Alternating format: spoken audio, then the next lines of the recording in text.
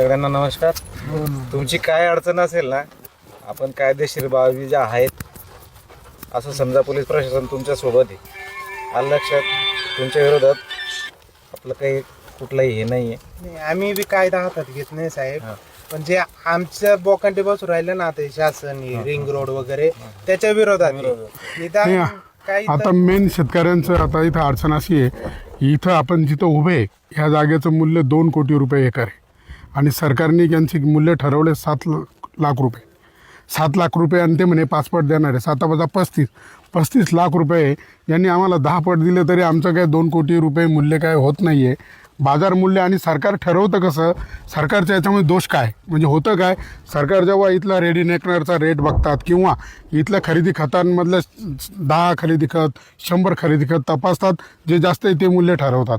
परंतु आता इथं खरेदी खतं असं होतं, आता एक ते दादा कुठे त्यांची 1 एकर जमीन इथं विकली, त्यांनी 2 कोटीला विकली आणि तिचं गव्हर्नमेंट व्हॅल्युएशन 7 लाख रुपये.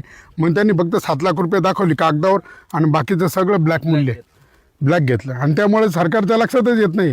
म्हणून शेतकऱ्यांना नुकसान होते. म्हणून हा सरकार आणि शेतकऱ्यांचा संघर्ष आहे. पण ह्या काल जे आले हे अनधिकृत आले, यांनी जी हा आता त्यांना विचारलं कुठे ते आहे का इथं? हा इकडे, हा या इकडे साहेब. आता यांचं असं म्हणणं आहे की आम्हाला असं वाटलं की ही सरकारी जागा आहे किंवा ग्रामपंचायतीचं म्हणजे गावठाण वगैरे किंवा सरकारी जागा आहे आणि यांनी खाजगी जागेत इथं हे खोदकाम केलंय आणि हे सगळं हे केलंय. बरं, तुम्हाला काय असं पत्र आहे का? तुम्हाला काय आदेश आहे का असा? काही वर्क ऑर्डर हा त्याची कॉपी मी थोडं साहेबांच्या ऑफिसला देणार आहे. नाही पण तुम्हाला काम करायला काहीतरी पत्र असेल ना? ऐका ना मी कॉपी कालच्या धरून आम्हाला आता साहेबांनी मला सांगितलं, मी त्यांना देतो. आता तिथून ऑफिस वरूनच देतोय. तुम्हाला तर बोललोच होतो का ऑफिस आपलं तिथे काय असलं तुम्हाला लागलं तर देतो. नाही पण एक गोष्ट लक्षात ठेवा. नाही असं कसं काय?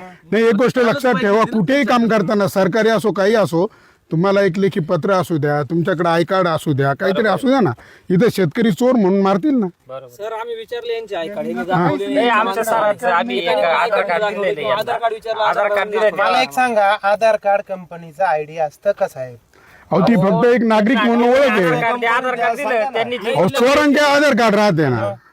नाही, बहुमुळात मुद्दा हा आहे की काल तुम्ही खोदलं, हा असं तुम्ही काही बनवून आणू शकता. बरोबर आहे. नाही पण येतानाच तुम्ही इथे शेतकऱ्याला विचारलं का? विश्वासात घ्यायला बरं, ही जमीन कोणाची तुम्हाला माहित होतं का? नाही, आम्हाला ज्या वेळेस समजली त्यावेळेस आम्ही बंद केला. नाही पण इकडे का बरं नाकारलं तुम्ही? इकडे कुठे नाकारलं? तुमच्या नाला तर इकडे का नाकारलं तुम्ही?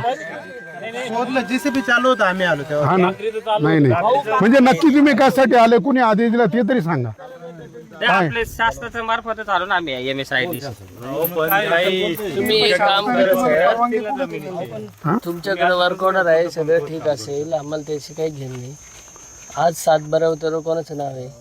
शेतकऱ्याचं. ज्या दिवशी MSRDचं नाव येईल त्या दिवशी तुम्ही इथं या, बोलणं झालं. संपादन प्रक्रिया पूर्ण करा आणि मग तुम्ही तिथं काम करा. आज तुम्ही अतिक्रमण करताय, चोरी करताय. भाऊ मला सांगा, माझ्याच एका प्रश्नाचं उत्तर द्या.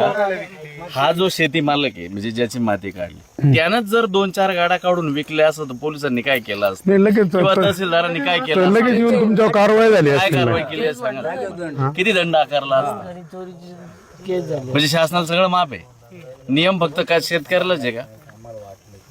असं नाही ना.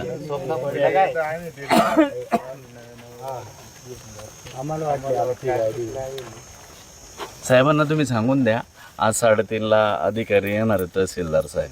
त्यांच्यात काय चर्चा होती त्याच्यावर बघू ना. ते सगळे शेतकरी तीव्र आंदोलनाच्या तयारीत आंदोलन करू. जमिनी गेल्या काम करावं लागणार.